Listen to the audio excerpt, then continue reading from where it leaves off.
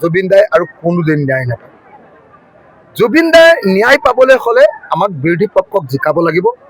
বিৰোধী পক্ষক জিকালে মই 3 মাহৰ ভিতৰত জুবিন দাৰ মৃত্যুৰ নতুন চাৰ্জশ্বিট দিম আৰু এই চাৰ্জশ্বিটত প্ৰকৃত হত্যাকাৰীসকলক যাতে যাৱজ্জীৱন কাৰাদণ্ড বা মৃত্যুদণ্ড দিব পাৰি তাৰ কাৰণে ব্যৱস্থা গ্ৰহণ কৰিম।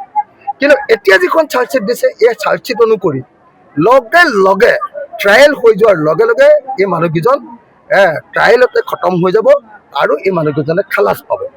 গতিকে মই ভাবোঁ যে যিসকল মানুহে জুবিন গাৰ্গক ভাল পায়, যিসকলে জুবিন গাৰ্গৰ মৃত্যুক লৈ হতাশ হৈ আছে, যিসকলে জুবিন গাৰ্গৰ মৃত্যুক লৈ খং উঠি আছে আৰু যিসকলে বিচাৰে যে জুবিন গাৰ্গৰ মৃত্যু বা হত্যাকাণ্ডৰ ন্যায় পাব লাগে, তেতিয়াহ'লে বিৰোধী দলত আমাৰ ৰাইজৰ দল কংগ্ৰেছ বা জাতীয় পৰিষদ মানে আমাৰ হিমন্ত বিশ্ব শৰ্মাৰ আচলতে মাথাটো ঘোলা হৈ গৈছে।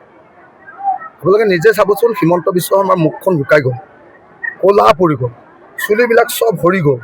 সেইদিনাটো মোক গালি পাৰোঁতে মই দেখিছোঁ যে তেওঁ আগৰ চুলি এডালো নাই, এতিয়া লগাই লোৱা চুলি কেইডালমান আছে আৰু মোক লৈ ইমান টেনশ্যন খাইছে যে তেওঁ লগাই লোৱা চুলিকেইডালো থিয় হৈ গৈছে।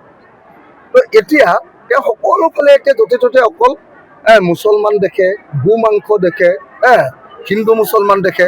তেওঁ মানে এনেকুৱা টেনশ্যন হৈছে, তেওঁ জানে যে 2026 চনত অসমৰ ৰাইজে এইবাৰ তেওঁক মুখ্যমন্ত্ৰীৰ গাদীৰ পৰা খেদিব খুজিছে। আৰু হিমন্ত বিশ্ব শৰ্মা এনেকুৱা এজন অপৰাধী মানুহ, যিজন মানুহে যদি কেনেবাকৈ ক্ষমতাৰ পৰা নাইকিয়া হৈ যায় তেতিয়াহ'লে তেওঁ যিকোনো সময়তে জেল খাব। আপোনালোকে সকলোৱে জানে যে তেওঁ আছুৰ দিনত আছু আছিলে, আলফাৰ দিনত আলফা আছিলে, অসম গণ পৰিষদ যেতিয়া গঠন হৈছিলে তেতিয়া অসম গণ পৰিষদ আছিলে। তাৰপিছত যেতিয়া তেওঁৰ ওপৰত কেছ লাগি গ'ল, মানৱেন্দ্ৰ হত্যাৰ গোচৰ আৰু কি কয় আপোনাৰ এক্সটৰ্চনৰ গোচৰ, পইচা তোলাৰ গোচৰ লাগি গ'ল আলফাৰ, তেতিয়া তেওঁক কংগ্ৰেছলৈ জাপ মাৰি দিলে। হিতেশ্বৰ শইকীয়া ডাঙৰীয়াই তেওঁক বচালে। তাৰপাছত তেওঁ হিতেশ্বৰ শইকীয়াৰ মূৰৰ ওপৰত উঠি হিতেশ্বৰ শইকীয়াক তেওঁক চুৰি মাৰি দিলে। তাৰপাছত তেওঁ তৰুণ গগৈৰ পিঠিত উঠিলে, তৰুণ গগৈৰ পিঠিটো চুৰি সুতালে। তাৰপাছত তেওঁ আকৌ বিজেপিৰ যেতিয়া সেৱা আহিলে বিজেপিলৈ জাপ মাৰি দিলে। গতিকে হিমন্ত বিশ্ব শৰ্মা এজন সুবিধাবাদী মানুহ। এই সুবিধাবাদী হিমন্ত বিশ্ব শৰ্মাই এইবাৰ মই আপোনালোকক সেইকাৰণে কৈছোঁ যে তেওঁ যেতিয়া দেখিলে যে এইবাৰ তেওঁ আৰু কোনো নিস্তাৰ নাই, অসমৰ মানুহে হিমন্ত বিশ্ব শৰ্মাক আকৌ মুখ্যমন্ত্ৰী নাপাতে, বিজেপিক নিজিকায়, সেইকাৰণে তেওঁ এক্সট্ৰিম লেভেলৰ সাম্প্ৰদায়িক কথা ক'বলৈ আৰম্ভ কৰিছে। গুৱাহাটী মহানগৰত এগৰাকী শিক্ষিতা মহিলা, আকৌ গুৱাহাটী মহানগৰৰ ভিতৰতে আটাইতকৈ অভিজাত পৰিয়ালবিলাকৰ ভিতৰত এটা দুদুল চৌধুৰী ঘৰ, তেওঁৰ পত্নী আৰু পত্নী আৰু হেৰিয়াৰ মাক, কি নাম কয়, কুংকীৰ মাকক যি ধৰণে অপমান কৰিছে, এইটো অকল কুংকীৰ মাকৰ প্ৰতি অপমান নহয়, এইটো মানৱ সমাজৰ প্ৰতি অপমান, এইটো মহিলাসকলৰ প্ৰতি অপমান। আৰু অসমৰ মুখ্যমন্ত্ৰীক মই এনেকুৱা অভদ্ৰ আচৰণ কৰাৰ কাৰণে, অশিষ্ট আচৰণ কৰাৰ কাৰণে, বৰ্বৰ আচৰণ কৰাৰ কাৰণে তেখেতক মই ক্ষমা বিচাৰিবৰ কাৰণে দাবী উঠালোঁ। BTCৰ 15টা বিধানসভা সমষ্টিৰ ভিতৰত 5টা বিধানসভা সমষ্টিহে মুকলি অপেন, বাকী 10টা বিধানসভা সমষ্টি STৰ কাৰণে সংৰক্ষিত, অনুসূচিত জনজাতিৰ কাৰণে সংৰক্ষিত।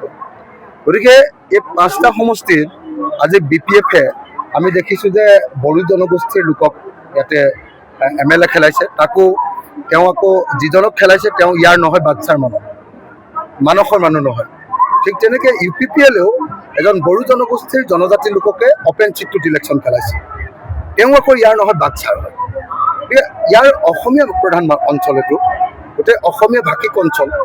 ভাষিক অসমীয়াসকলৰ যিটো সমস্যা, সেই সমস্যাটো উপস্থাপন কৰিবৰ কাৰণে সেইকাৰণে আমি এজন অসমীয়া মানুহ, অসমীয়া ভাষিক মানুহক অঞ্জন তালুকদাৰ বিবাদ নিৰ্বাচনত উঠাইছোঁ। তো সামগ্ৰিকভাৱে BTCত 30% মাত্ৰ ট্ৰাইবেল, 70%ই অজনজাতি মানুহ। 70% মানুহক প্ৰতিনিধিত্ব কৰিবৰ কাৰণে মাত্ৰ 5টা সমষ্টি অপন কৰি ৰাখিছে 15টাৰ ভিতৰত, তাকো ৰাজনৈতিক দলবিলাকে চব জনজাতি মানুহ দিছে। সেইকাৰণে এইবাৰ BTCৰ অজনজাতি মানুহবিলাক, অবড়ো মানুহবিলাকক প্ৰতিনিধিত্ব কৰিবৰ কাৰণে এইবাৰ নিশ্চিতভাৱে অঞ্জন তালুকদাৰক ৰাইজৰ দলৰ চিলিণ্ডাৰ চিনত ভোট দি অঞ্জন তালুকদাৰক নিশ্চিতভাৱে এইবাৰ জয় কৰিব বুলি মই ভাবোঁ। ফাইদাং মাৰিলে 126টাৰ ভিতৰত 126টাই জিকিম বুলি কয়, কিন্তু উজনি অসমত এইবাৰ বিজেপিয়ে 5টা চিটতহে জিকিব। 46টা চিটৰ ভিতৰত 46টা চিটৰ ভিতৰত বিজেপিয়ে ডাইৰেক্টলি জিকিব 5টা আৰু খুব বেছি সেইটো গৈ 13টালৈকে বৃদ্ধি পাব পাৰে। আমি কিন্তু 33টা সমষ্টি মিনিমাম জিকিম বিৰোধী দলবিলাকে উজনি অসম। নামনি অসমৰ আকৌ সংখ্যালঘু প্ৰধান এলেকাবিলাক আছে।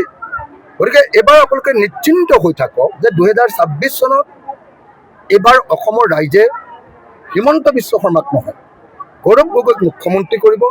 কংগ্ৰেছ, ৰাইজৰ দল, CPI, CPM, CPI-ML, APHLC আৰু অসম জাতীয় পৰিষদ, এই 7টা দলৰ চৰকাৰ কৰাব আৰু হিমন্ত বিশ্ব শৰ্মাক এইবাৰ শাসনৰ পৰা উফৰাই পঠিয়াব। BPFৰ কিছুমান নেতাই কৈছে যে ৰাইজৰ দলত ৰাইজ আছেনে নাই আজি মিটিংখন চাই যাবলৈ তেওঁলোকক আপুনি এবাৰ অনুৰোধ কৰি দিব। আৰু যিবিলাকে এনেকৈ ৰাইজৰ দলত ৰাইজ যায় বুলি কৈছে, যি BPF নেতাই, তেওঁলোকে গম পাব যে এইবাৰ নিৰ্বাচনৰ শেষত যেতিয়া অঞ্জন তালুকদাৰ জিকিব তেতিয়া তেওঁলোকে গম পাব যে এইবাৰ অখিল গগৈৰ লগত অঞ্জন তালুকদাৰ নামৰ BTC এলেকাৰ এজন অনামবড়ো নাগৰিক তালৈ MLA হৈ জিকি যাব আৰু অখিল গগৈৰ লগত একেলগতে 70% অনামবড়ো মানুহৰ কাৰণে মাত পাতিব যে এইবাৰ তিনি গগৈয়ে অসমত চৰকাৰ গঠন কৰে। অসমৰ মানুহৰ কাৰণে তিনি গগৈ 3টা বস্তুৰ প্ৰতীক। লুৰিণজ্যোতি গগৈ হ'ল আঞ্চলিকতাবাদৰ প্ৰতীক। মই ক'লোঁ প্ৰগতিশীল জাতীয়তাবাদৰ, প্ৰগতিশীল আঞ্চলিকতাবাদৰ প্ৰতীক। আৰু আপোনাৰ গৌৰৱ গগৈ হ'ল ৰাষ্ট্ৰীয়তাবাদৰ প্ৰতীক। ৰাষ্ট্ৰীয়তাবাদ, গণতান্ত্ৰিক ৰাষ্ট্ৰীয়তাবাদ, আঞ্চলিকতাবাদ আৰু প্ৰগতিশীল আঞ্চলিকতাবাদ, এই 3টা শক্তি লগ হৈ, লগত আছে আকৌ বামপন্থী হ'ব। এই 4টা শক্তি লগ হৈ এইবাৰ আমি যি জোঁট গঠন কৰিছোঁ, সমগ্ৰ অসমৰ মানুহে আমাক সমৰ্থন দিছে। গতিকে এতিয়া তিনি গগৈৰ এজন গগৈ, গৌৰৱ গগৈ মুখ্যমন্ত্ৰী হোৱাটো অৱধাৰিত হৈ পৰিছে। উজনি অসমখন মোটামুটি BJP মুক্ত হৈ গৈছে। BJPয়ে কান্দিবলগীয়া পৰিস্থিতিৰ সৃষ্টি হৈছে উজনি অসম। গতিকে এইবাৰ খাটাং যে এইবাৰ আপোনাৰ হিমন্ত বিশ্ব শৰ্মা হাৰিব আৰু গৌৰৱ গগৈ জিকিব। গতিকে একদম খাটাং কৈ দিছোঁ যে তিনি গগৈৰ প্ৰতি তেওঁলোকৰ ভয় হৈছে, তিনি গগৈৰ প্ৰতি তেওঁলোকৰ শংকা হৈছে।